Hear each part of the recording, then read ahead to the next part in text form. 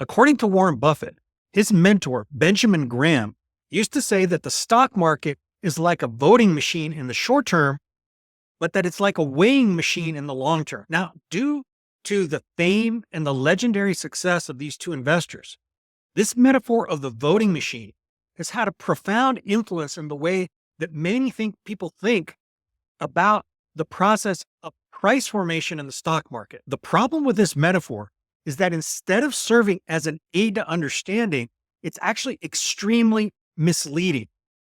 It causes people to think about price formation in the stock market in exactly the wrong way. So in this video, I'm going to explain exactly why it is that this voting machine metaphor is so misleading.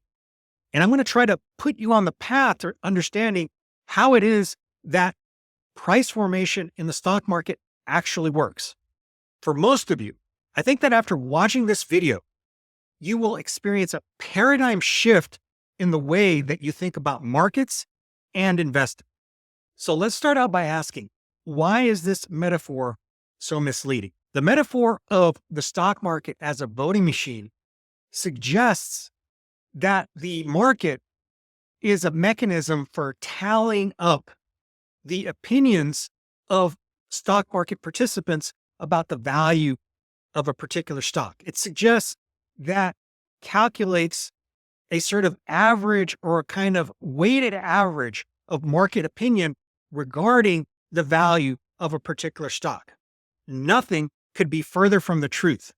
Market prices do not reflect an average or a weighted average of the opinions of participants in the stock market. And it certainly doesn't reflect a consensus about what the value of stocks are. In order to understand the process by which prices in the stock market are formed, let's think through this together. Now, we have to start out from the understanding that there are tens of millions, possibly hundreds of millions of stock market participants. Now, stock market participants are people that either own shares of stock or that potentially are owners of shares of stock. Those are people that own a brokerage account and that have enough money and willingness to actually buy shares. Now, with regard to the market for any particular stock, and let's just take the average stock in the US stock market, the universe of market participants is divided into two groups. The first group is the owner of the shares of stock. This group of people believes that the most recently transacted market price is too low. They all believe that the true value of these shares is greater than the price at which the stock was recently transacted. That's necessarily the case, because if the owners of shares believe that the true value of those shares was lower than the price that was recently transacted in the market, they would have sold their shares. The fact that they own the shares implicitly means that they believe that the price of those shares is higher than the price that's currently reflected in the market. Now, there's a second group of market participants. This group of market participants all believe that the most recently transacted price for those shares is higher than the actual value of those shares. Again, that's necessarily true, because if they actually thought that value of the shares was significantly greater than the most recently transacted market price, they would be buying the shares. They're not. The fact that they don't own the shares or that they're not purchasing the shares means that they think that the stock is too expensive. They think that the stock is either too expensive in absolute terms, or they simply think that the stock is too expensive in relative terms compared to other alternative investments that are available. So the universe of market participants is divided into two groups. But here's the crucial fact that you need to know about these two groups.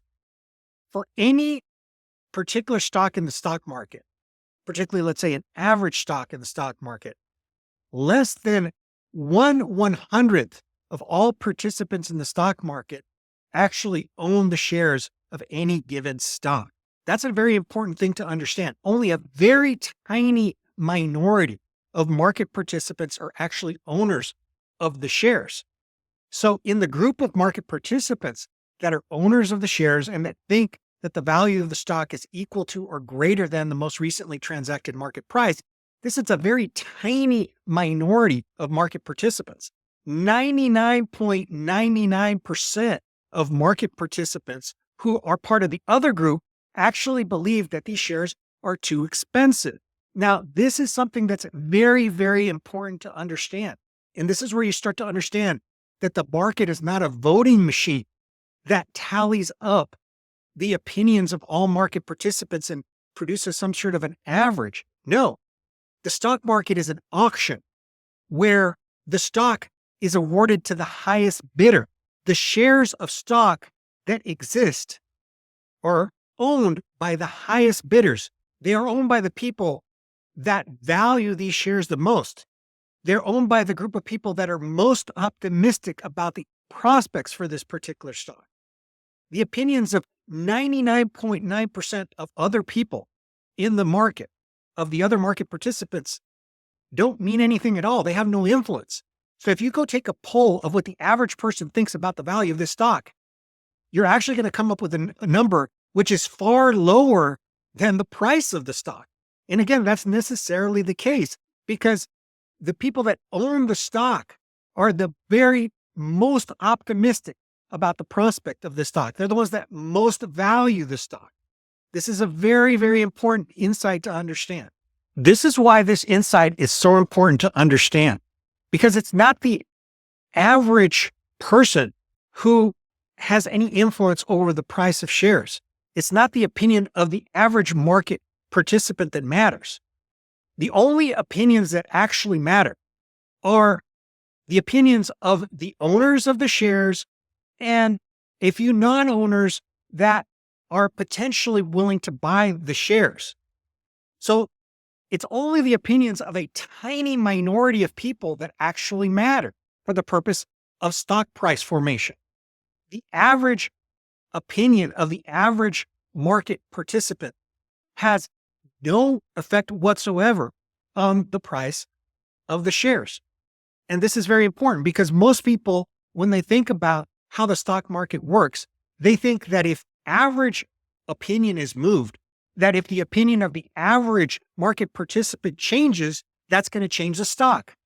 Absolutely not. It won't change the stock. It's only if you change the opinions of the owners of the stock or that of the most extremely optimistic non-owners of the stock that the price of the stock will actually be influenced. So the only people that influence the price of a stock are the less than 1% of people that hold the most optimistic views of the shares. That's whether it's the current shareholders or potential shareholders that are thinking about buying stocks. They're actually amongst that less than 1% that's extremely optimistic about the prospects of this stock.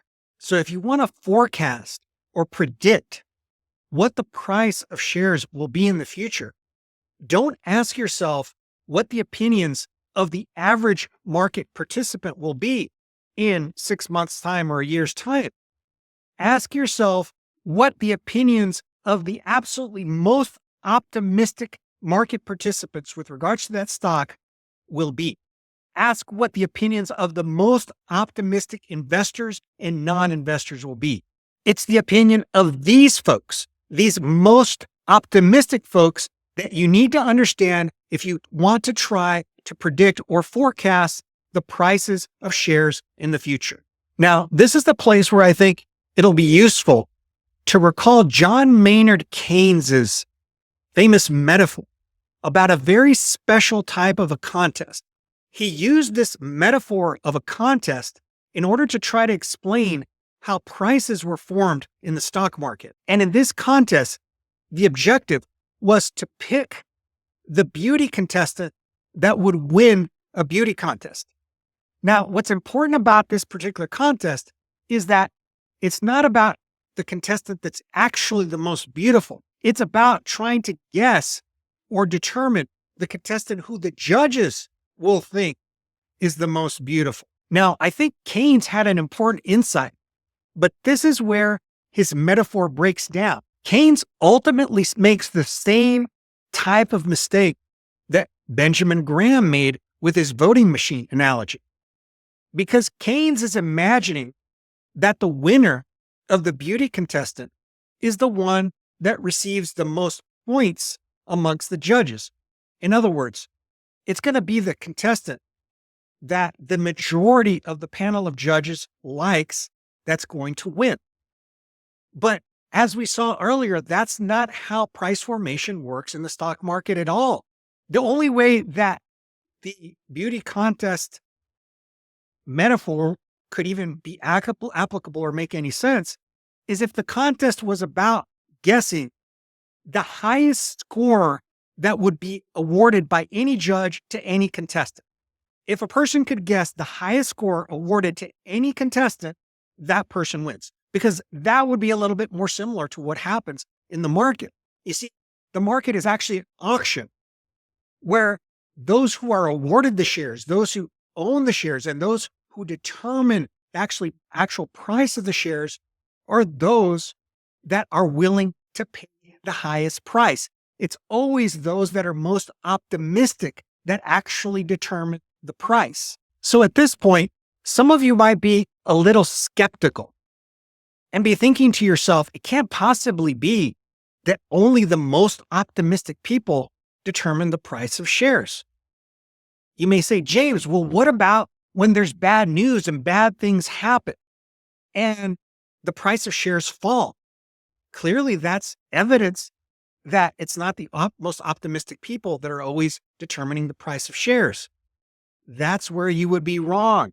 You have to think about it. Even if there's bad news and the price falls, the price will be set at a level where it's only the most optimistic people that are willing to pay that lower price. In other words, the shares fall, but it's still only the most optimistic people that are willing to hold the shares, that are willing to buy it, and that are willing to bid for it. Participants that are considering buying shares and start bidding in the market at a particular price, even though it's 10% lower than it was yesterday.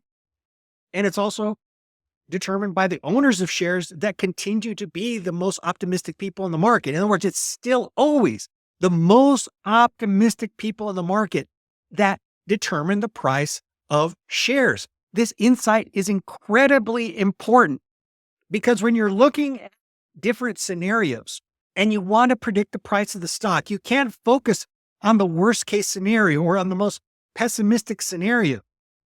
You have to focus on the scenario that will be accepted or the one that will be believed by the most optimistic people. And that's necessarily not going to be the scenario that most people consider to be the most likely scenario. The price will be determined by an unlikely scenario that is far more optimistic than what the average person believes. That's a key insight for you to understand. You need to recalibrate your thinking, especially those of us that live in democratic countries. We're so used to thinking in terms of the winner being the person who's able to win the most votes, who's able to get the majority of support, who is able to win over the opinion of the majority of people. This type of mentality is ingrained into our thinking. And it became even more ingrained when Benjamin Graham and Warren Buffett talked about the stock market being like a voting machine. But again, that analogy is so incredibly deceptive. It's so incredibly misleading. We have to recalibrate the way that we think in order to try to understand what prices will be at some point in the future. You need to think not in terms of what will the opinions of the average person be, or what the opinions of the majority of people will be in 6 months' time or 12 months' time, or even in 2 days' time. We need to recalibrate our thinking to focus on what the opinions of the less than 1% are thinking.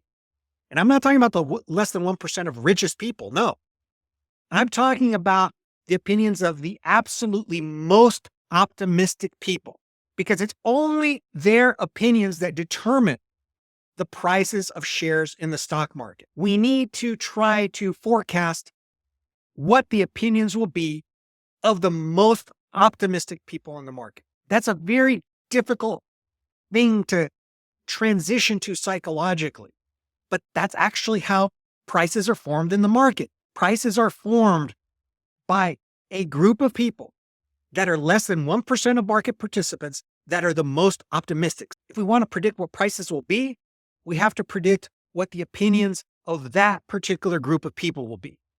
Now, many of you are probably asking yourself right now, well, don't fundamentals matter? James, isn't it the fundamentals that matter in the end? Sure, the fundamentals matter. Fundamentals ultimately are what drives the prices of shares. But what we actually need to understand is that the fundamental scenario that matters, and when I say fundamental scenario, it means that we use fundamental analysis to arrive at different scenarios for what a price should be. And the scenario that matters is the scenario that is accepted and believed by the most optimistic people in the market. That's what moves shares. It's going to be fundamental factors that influence the opinions and the actions of the most optimistic people.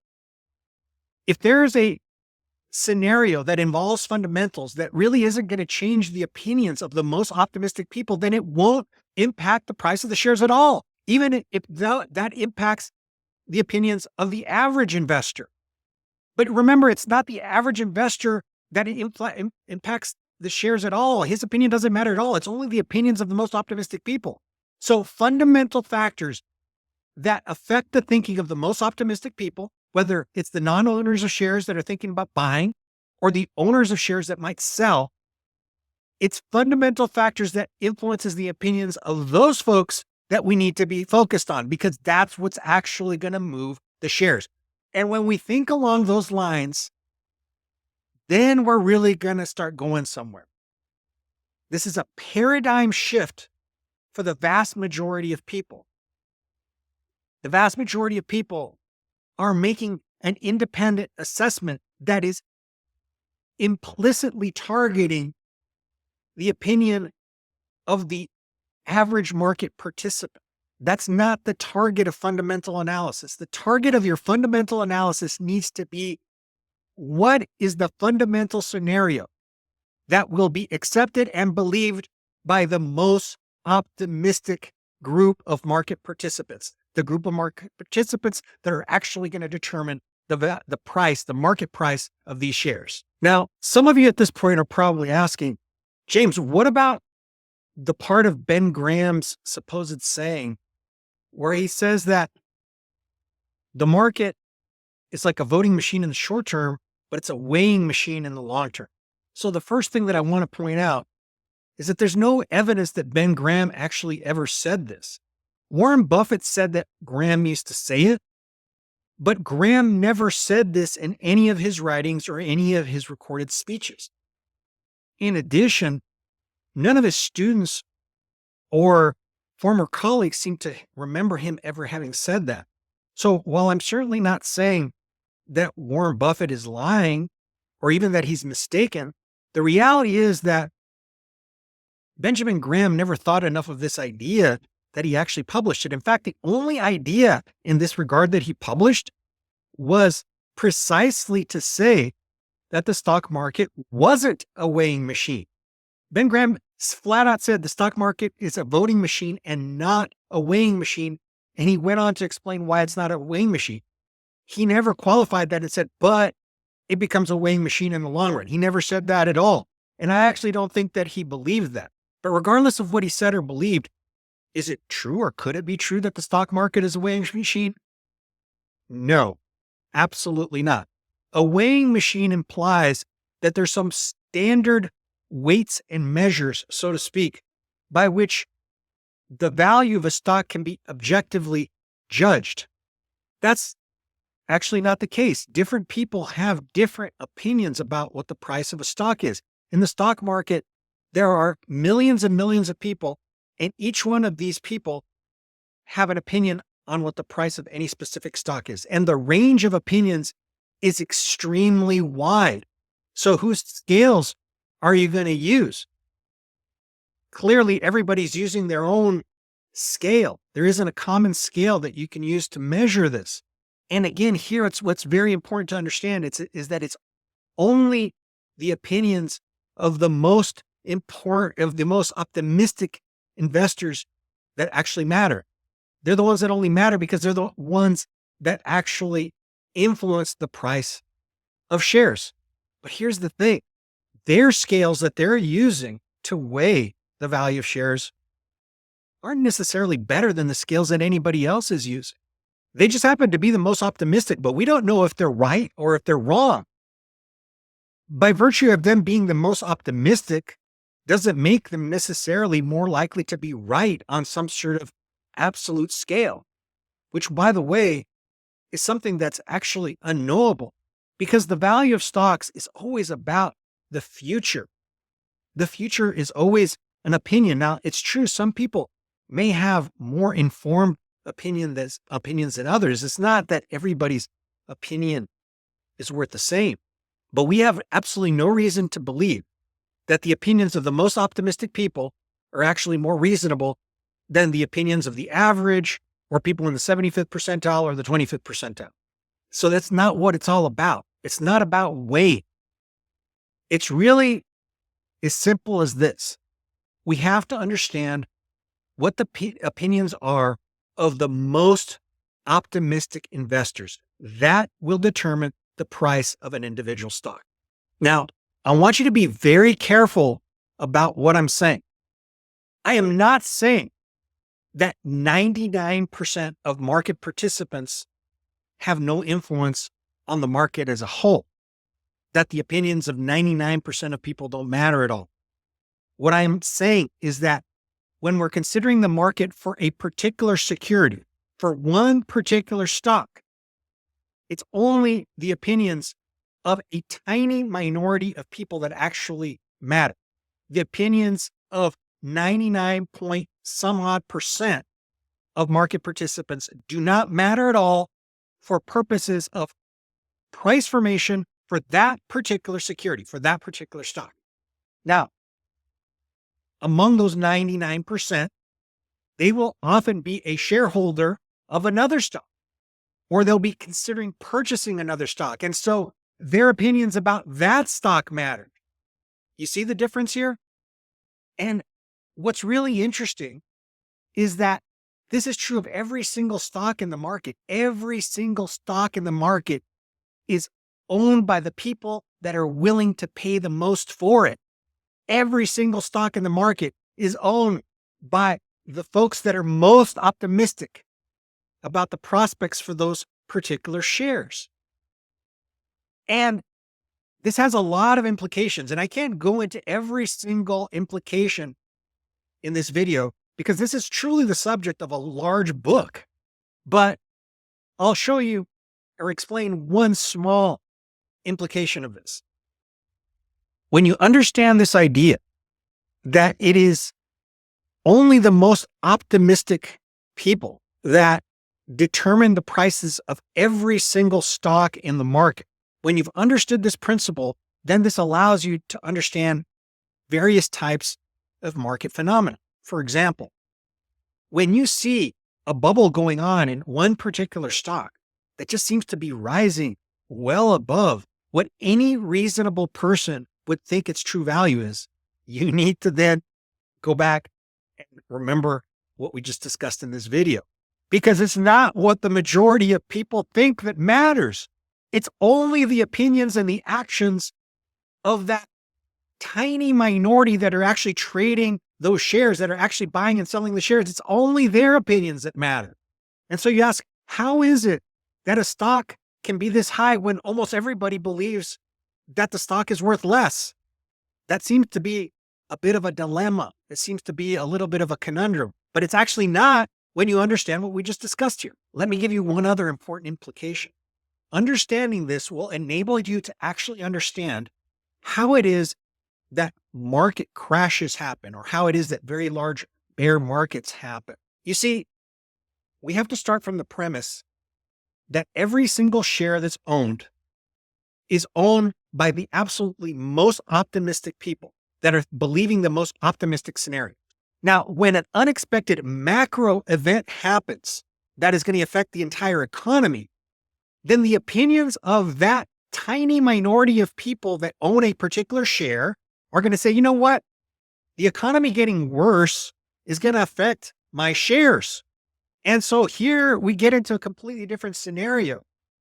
Because if it was idiosyncratic news, if it was just news about those particular shares, the situation would be that, well, the majority of people would say that's really bad news for those shares. But the most optimistic people will just blow it off and say, I don't care about that. That's not important. I'm really focused on this, that, and the other. And so those shares will not be affected by that bad news. You have to get really bad news to impact the opinions of the most optimistic people.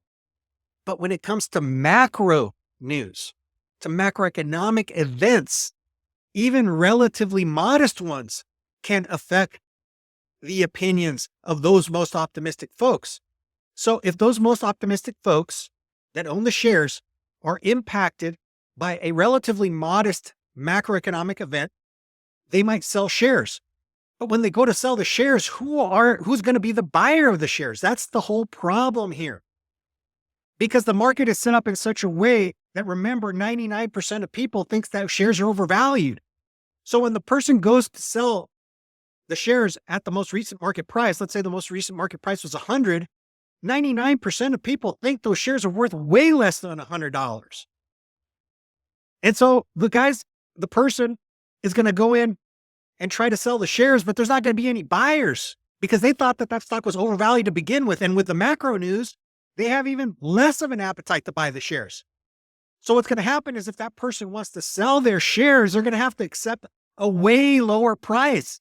They're going to have to hit the bid of a price that's way underneath what the most recent market transaction is. And that's how a crash happens. I'm going to dedicate another video specifically to this topic, but I think most of you already get the picture here. That one of the keys to actually understanding how market crashes unfold and how major market declines unfolds is understanding this phenomenon of how it is that every single share is owned by the folks that are most optimistic about those shares. And that if we want to actually be able to predict or forecast what share prices are going to do, we need to be thinking in terms of what the opinions of those people are thinking. It's what they are thinking that will influence the price of shares. But remember, the exact same principle isn't exactly true with respect to macro news. Because remember, out of the 100% of market participants, almost by definition, the vast majority of these market participants actually own shares. So if only even 30% of the market is impacted by certain macro news, then they're going to sell their shares, and that's going to actually affect the price of those shares and the price of the market as a whole, or the prices of the market as a whole. So even in the case where you have a macro event that's impacting the opinions of a minority of market participants, this can actually have a very substantial impact on prices. And what I mentioned is that 30%, that doesn't just mean 30% of stocks. We're going to have some imbalanced situation where it's going to only be 30% of shares and the rest are not. No, because that 30% could be spread out amongst 100% of the shares. You see what I'm saying? Because 30% of market participants, that 30% will likely own shares in every single stock in the market. So on the margin, when those folks sell their shares, it's actually going to move the price not just of 30% of shares in the market, it'll probably move 100% of shares in the market. So I'm going to leave you with one important, very practical point that if you don't learn anything else from me ever, I hope you learned this particular point. And then I'm going to leave you with 3 action-oriented points. So the first concept, and the main concept that I want you to take away from this video, is don't let yourself be impacted by what the majority of people are saying and thinking, because their opinions don't matter when it comes to the value of any particular stock. If a person says, I think those shares are overvalued, you should say, join the club, because you happen to agree with 99.99% of other people. The only opinions that you should be interested in and that I should be interested in are the opinions of the less than 1% of people who own those shares or who are seriously considering buying those shares. And these people are the absolute most optimistic people. And so we need to put ourselves and try to anticipate the thoughts of these most optimistic people. We have to think, does this fundamental news that just occurred, idiosyncratic news that's specific to those shares, is that going to change the opinions of the most optimistic people with regards to those shares? If it's not going to change their opinions, it's not going to change the price of the stock. It's only really, really important news that might influence the opinions of those folks that might cause those shares to move. So, a very important insight that I want you to take away is stop listening to all the chatter in the market, to all the naysayers, and even the non-naysayers, just average folks or even better than average folks. Don't listen to that too much, because you don't want to calibrate your opinions to what everybody else is thinking and saying. You need to calibrate your opinions to what the most optimistic people are thinking and saying. That's who you need to calibrate your opinions to. You need to, for example, read the most bullish market, stock market or stock analysis reports. You need to listen to the absolute most bullish people that seemingly have insane ideas about a particular stock. You need to understand their point of view, because it's their point of view that's actually going to matter in the end. Because the owners of shares, even if they may not be as optimistic as that most optimistic person is, they're going to be pretty close to that optimistic. They're going to still be so optimistic that they're in the 99th percentile of most optimistic people. They're going to be in that group of people that are less than 1% that are extremely optimistic about the stock. So you need to listen to those most optimistic folks, and you need to calibrate your thinking to what is likely to impact these most optimistic folks. So now I'll move to 3 action-oriented little points here. The first is that if you're interested in learning more about these ideas, because these ideas are absolutely fundamental, they represent a paradigm shift for most people, and they'll really improve the way that you're investing. If you want to see how I use these ideas and how I put them to work in my own investing, please consider subscribing to my Seed Alpha Marketplace service called Successful Portfolio Strategy. I put a link in the description. Second, consider signing up for my free newsletter. Please do that. It's a free newsletter. And I provide continuous commentary. I answer questions and I have interactions with my free subscribers. Plus, I send them interesting stuff all the time in as a part of this newsletter. And they get to be part of a free community where they can go in and also receive interesting information from me and chat and exchange ideas on more or less a regular basis. And finally, subscribe to this channel. Subscribe to this channel, because I'm going to be talking about this very often and how it affects very specific things. This concept is so important. It's so fundamental that it comes up over and over and over again in a variety of different situations. And again, what I want to leave you with here is that Benjamin Graham's metaphor about the stock market being a voting machine, that will kill you as an investor if you allow yourself to think that way. It'll truly kill you as an investor.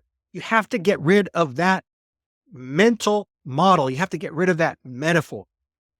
You have to think about the stock market, about markets, about market prices in a completely different way in order for you to be a successful investor. So subscribe to this channel, and I'll see you soon.